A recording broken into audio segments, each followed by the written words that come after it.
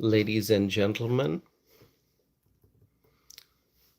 a very good morning to you all. The time right now is 12:43 a.m.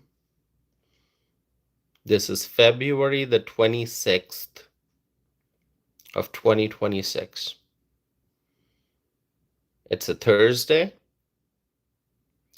and I'm starting this live stream to talk about an extremely important Senate race.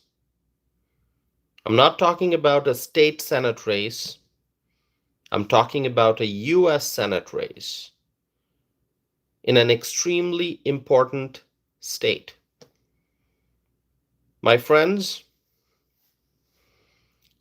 things are heating up in Texas. I mean, Texas has hot weather. It's a southern state, southwestern. Undoubtedly, the temperature gets very high in Texas, and people complain about it sometimes. I mean, on one hand, people love the warm weather, but if it gets too hot, people complain. If it's in the triple digits, if it's like 100 degrees, people complain. And the temperature in Texas can rise to 100 degrees. Nothing unusual. But that's not the kind of heat I'm talking about. That's not the kind of heat I'm referring to.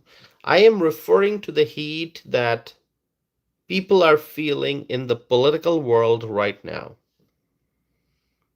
Texas is hot because the Senate, the U.S. Senate primary, is getting heated. And I know that there are many people on this channel who are from Texas. They live in Texas. They follow Texas politics. Or if they don't live in Texas, they want to move to Texas at some point. We do see people from California. They want to move to Texas. So Texas is of growing importance. Tommy Brown is here. Tommy Brown, good to see you. Thanks for being here, Tommy Brown. And others who are joining, if you introduce yourself in the live chat, if you say hello, if you mention something or write a comment so that I can see your screen name, so that I can know who you are, so that I can greet you. And those who are here for the first time, thanks for being here. Subscribe, stay connected. So my friends, as I was saying, Texas, the U.S. Senate race in Texas, it's extremely important. The more I talk about it, the more it needs to be talked about. This is a topic that will go on and on and on. And it'll end once we know who the winner of the Republican primary is. My friends, as I said, people are moving to Texas from other parts of the country. A lot of Californians are moving to Texas, undoubtedly, but then there are other people from other states who are moving to Texas. Texas is of growing importance. And so the politics of Texas will have a greater impact on the lives of the people. My friends, we are soon going to find out who the winner of the GOP primary is going to be in Texas. My friends, incumbent U.S. Senator John Cornyn, Republican, is seeking re-election, but he has two primary challengers. An incumbent being challenged by two members of his own party. One is Texas Attorney General Ken Paxton, and the other person is Texas Congressman Wesley Hunt. And the primary election, do you know when that is? It's next month. And next month is not that far away. February is a short month. February, okay, is a short month. So we will soon be into March. And on March 3rd, there's going to be the primary election in Texas. And so at the end of the night on March 3rd, hopefully, some people are hoping that we will know who the GOP winner is. Who is it going to be? Is it going to be the incumbent becoming the nominee again, John Cornyn? Is it going to be Ken Paxton? Is it going to be Wesley Hunt? If you want to make a guess, you can do so. Salerno, good to see you. And there are others who are joining. Thank you all for being here. My friends, if you are hoping that at the end of the night on March the 3rd, you are going to know who the GOP nominee is for U.S. Senate going into November, my friends, let me tell you that things are a little bit more complicated. Things are a little bit more complicated. I'm going to explain that to you in just a little bit, so stay here with me. Do not go anywhere. Stay focused on the discussion, and as always, you can share your thoughts in the live chat. In just a few days, we hope to know the outcome of the primary election. And now you can make predictions if you want to. If you want to share those predictions in the live chat, you can do so. Who do you think is going to be the winner? Is it going to be the incumbent senator, John Cornyn? Is it going to be the Texas Attorney General, Ken Paxton? Is it going to be Congressman Wesley Hunt winning the primary? We don't know. Lots of questions. We don't know the answer yet, but we will hopefully very soon. Now, shall we look at some polls? Shall we look at some polls? Shall we look at some data from polls? I know that people are often skeptical about polls, especially nowadays. People are skeptical. You can't just look at a poll and say, oh, that's a great poll. The results seem accurate. Oh, I trust that poll. Whatever that poll is saying, whatever the results are, I trust it completely. You can no longer say that. People are more and more skeptical about all these polls. I think people have been skeptical about polls for quite a while now. I mean, you got to go back to 2016. You got to go back to 2016. If you're like me, you remember 2016. You remember. Do you remember the intense presidential election in 2016? Do you remember the intense competition? There was Donald J. Trump from the GOP, and there was Hillary Clinton from the Democrat side. And there were all these polls, and a lot of the polls ended up becoming, ended up being wrong. Going back to 2016, people looked at the polls and it seemed, oh, Hillary Clinton's going to win. But Hillary Clinton did not win. And so people just realized, oh my God, the polls are wrong. The polls did not, were not accurate. The polls were not accurate. The polls were wrong. The polls kept showing Hillary's going to win, but Hillary did not win. And my friends, there was a change in how people view polls. It happened in 2016. People don't trust polls completely. Not anymore. The skepticism has grown over time, and people have realized that polls often do not capture the true pulse of the population. What are people thinking? What are the priorities for the American people? What do they care about? What are the top issues that they are worried about? What would they like to see? Who are they likely to vote for? All these questions, you can do studies and surveys and polls, but we have seen that polls are often wrong. People have realized that polls often miss out key voters. People have realized that there are many who have strong opinions about political matters. They have strong opinions and feelings about candidates, but they may not answer the poll questions. There are many people like that who are very involved politically. They know who they're going to vote for. They know the top issues. They're involved. They follow political news. They vote, but they may not answer the polls. They may not answer the polls. And so we have realized that polls are often wrong. My friends, polls are still conducted. Polls are still looked at. People look at the results. But polls cannot always make the right predictions, and we have seen polls and pundits fail.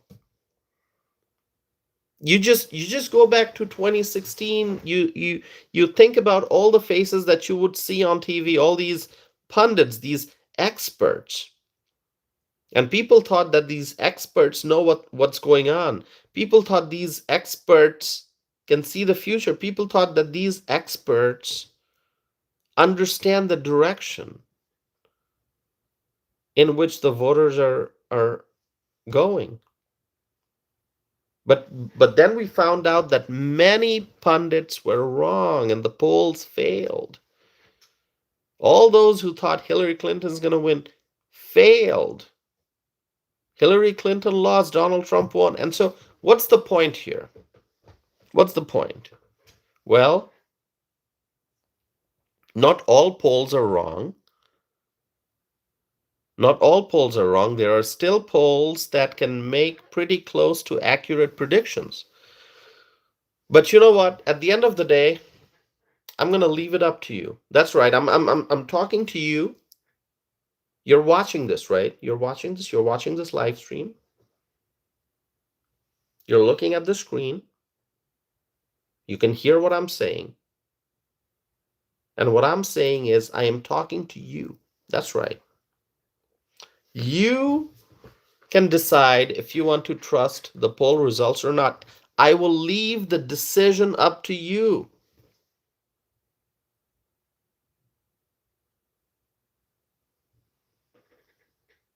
We will discuss some poll results now. We kind of have to. We cannot completely disregard polls. You know, there has to be a position right in the middle. You cannot say, oh, I trust the polls. Or you cannot say, oh, I don't trust any of the polls. There's got to be something in the middle. You look at the poll results. You add your own understanding to the analysis. You observe. You study your own observations, and then you come to a decision. So some polls you can trust, some you cannot. It's up to you to decide. But I'm going to share some poll results just to give you a sense of what some numbers are suggesting at this time. Okay, so a University of Texas poll has shown that Ken Paxton is leading. John Cornyn is the incumbent Republican U.S. Senator, but Ken Paxton, the Republican challenger, is leading. Paxton is at 36%. Senator Cornyn is at 34%, and Wesley Hunt is at 26%. So not a lot of difference between Paxton and Cornyn, but obviously there's a lot of difference between Paxton and Hunt and Cornyn and Hunt. Hunt is behind. Now, this is the latest poll about this race, to my knowledge. And if you look at the Real Clear polling average, you will find that Ken Paxton is leading. Ken Paxton is leading. He's not the incumbent U.S. Senator. Yes, he's the Attorney General, so he's an office holder, a big office holder, a statewide office holder. But he is not the incumbent U.S. Senator. That's John Cornyn. But the polls show, and the Real Clear polling average shows, that Paxton is leading. But not a single candidate is anywhere near 50%. And that is an important point that you must understand, because it can create some complications. By the way, thank you all for being here, my friends. Those who are here, let me just tell you, I appreciate each and every one of you. I understand not everyone who is here agrees with me. That's all right. You don't have to agree with me. You can oppose my viewpoints. You can let me know where I'm wrong. You can let me know where my argument fails. You can let me know if my analysis is invalid. Share your thoughts. Let me know what you think. Or you can say, Tausif, you know what? I agree with everything that you're saying, Tausif. I agree. Or you can say, Tausif, what you're saying is complete nonsense. I don't believe it. You are entitled to your opinion. Whatever you think, it's your thought. Embrace it. Embrace it. My friends, not a single candidate from the Republican side is anywhere near 50%. As I have told you, the University of Texas poll is showing that Paxton, who you can call the front runner, Paxton is at 36%, not even 40%, nowhere near 50%. Paxton is at 36%, Cornyn is at 34%, and Wesley Hunt is at 26%. So not a single candidate is anywhere near 50%, so no one is close to getting the majority of the votes. And that is problematic, especially in a state like Texas, in an important state like Texas, in a red state like Texas. My friends, to win against the Democrats, it is important for a Republican primary candidate to get well over 50% in the primary. There has to be a clear winner. There has to be a clear winner so that the entire party, post-primary, can unite and support the winning candidate from the GOP.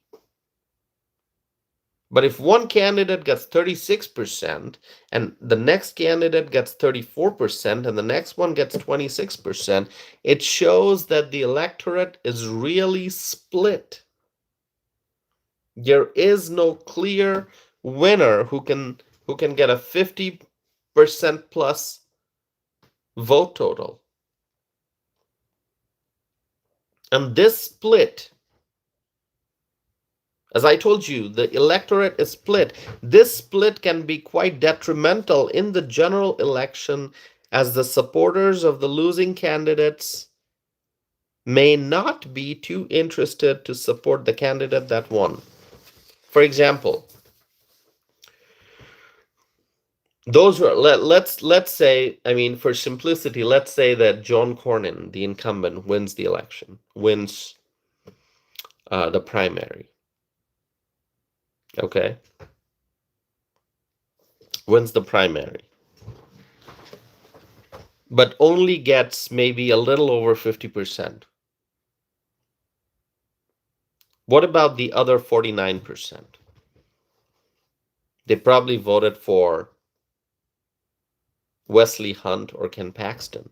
Now, will those Wesley Hunt and Ken Paxton voters, are they going to feel a little upset? Or are they going to say, you know what, the people have spoken, now we're going to support whoever the nominee is. In this case, it's going to be John Cornyn, so let's just support John Cornyn. Are they going to say that? Or are they going to say, oh, Ken Paxton, my candidate, did not win, or Wesley Hunt, my candidate, did not win, so I'm not interested in this race anymore? What are the people going to say? What are the people going to say? My friends, in this case, there's another problem. Let me tell you that there's another problem. If no candidate reaches the 50% threshold in the March primary, that's coming up March 3rd, in the March primary, then there's going to be a runoff election between the top two candidates. So if you think that the numbers that we have right now are the numbers that we're going to see on election night, March 3rd, if Paxton gets 36, if Cornyn gets 34, and Hunt gets 26, then the top two vote getters, Paxton and Cornyn, they are going to move on to a runoff election, and that's going to be taking place in May, towards the end of May. Not in April, but in May and towards the end. You have to understand, my friends, the sooner we know who the winner from the Republican side is, the better it is for the Republican Party. The longer this primary battle goes on, the more difficult it becomes for the eventual GOP nominee. Time is of the essence. The sooner we know who the Republican nominee is going to be, the more time that nominee gets to focus on the campaign. Otherwise, the Republican primary candidates just keep competing with each other without being able to focus on defeating the Democrats in the general election, November 2026. So at this point, it seems quite likely that there will be a runoff election. It seems that none of the GOP candidates will be able to reach the 50% threshold. So if the poll results are correct, then John Cornyn and Ken Paxton will end up going to the runoff in May. And it would be towards the end of May that we will find out who the eventual nominee will be. And it could be Cornyn, it could be Paxton, Wesley Hunt is quite behind in the polls, so I'm not mentioning his name. It would probably be Cornyn or Paxton. But then, once we find out in May after the runoff election who the nominee is it John Cornyn or Ken Paxton, then from that point onwards, the focus will be on defeating the Democrat candidate, whether it's Jasmine Crockett or James Tallarico. And we don't know who the Democrat candidate will be. It'll likely be Jasmine Crockett, but we do not know. I mean, she's ahead in the polls. Tallarico is kind of behind. So it's likely to be Jasmine Crockett. And here's the latest update that I want to share with you, which I think you're going to find very, very interesting. It's probably going to lead to more questions than I can answer at this point. The latest update is that President Donald J. Trump is expected to visit Texas this week. That's on Friday, according to reports. Now, will President Trump make an endorsement in the Senate race? We don't know. We don't know, but obviously President Trump's endorsement, if he makes an endorsement, it will instantly change the dynamics of the Senate race, but so far President Trump has not made an endorsement. Is he going to? Is he going to make an endorsement? I do not know. I do not know. But I do know that President Trump's endorsement could help avoid a runoff. If the goal is to avoid a runoff, then it would be great for President Trump to make an endorsement. But then again, an endorsement could come with all kinds of problems. Because the two main candidates from the GOP are both incumbent elected officials. One is a sitting U.S. senator, and the other one is a state attorney general. And so it is hard to make an endorsement. If you are thinking from the point of view of the U.S. president, it's hard to make an endorsement. There's really no way to select one candidate as the favorite. So this is truly a tough situation, I think, and I'm afraid that if this GOP race goes to a runoff, it would be quite detrimental for the general election in November. You know, it would be best to have a clear winner in the primary, not a runoff, in the primary, with a 50% plus vote count,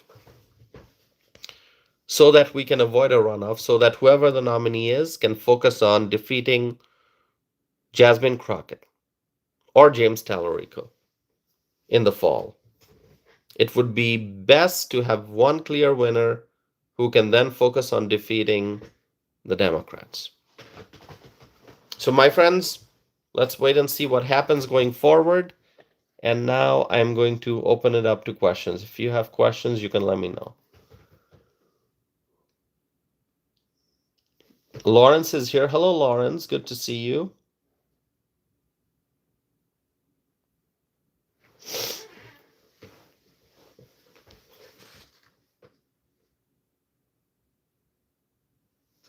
All right. If no one has questions, then I'm going to wrap up this live stream. If you do not have questions, I'm going to wrap up this live stream. Lawrence says, hello, Tassif. Hello, Lawrence.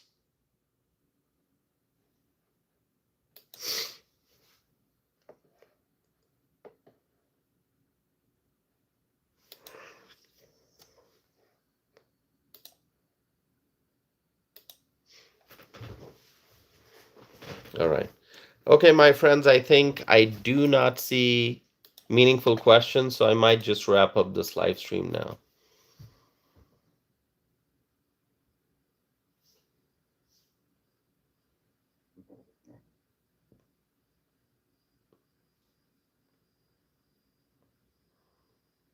All right. Okay, I'm going to wrap up this live stream. Let's wait and see what happens. I'm conducting a poll, and everyone's the question is, who will win the U.S. Senate election in Texas in November? Okay, I listed 2 Democrat candidates, 2 Republicans, and the votes are coming in. Ken Paxton had the highest number a few minutes ago. Now it appears to be Jasmine Crockett. I'm sure it'll go back to Ken Paxton, maybe back to Jasmine Crockett. So, it's just interesting to see how people vote here on this poll. All right. Okay. And then again, you can let me know your thoughts and comments by emailing me at tossif@tossifanam.net. All right. Okay, my friends, thank you so very much. I appreciate you all tuning in for this live stream. There's going to be a lot more to talk about in the days and weeks and months ahead, so please stay connected with me. Subscribe. It doesn't cost you anything. Subscribe to this channel. Share this video. Like this video. Tell your friends, family members, friends and family members to check out this channel and to subscribe and to be a part of this community. Thank you so very much, my friends. I'm eagerly waiting to see what the result of the Texas Senate primary is going to be, the GOP primary on March 3rd. And then we will have a lot more to talk about after the election, the primary is over. So thank you all so very much, my friends. I'm going to be back again very soon with more videos and more live stream. May God bless you all. Thank you so very much, and I'll see you soon.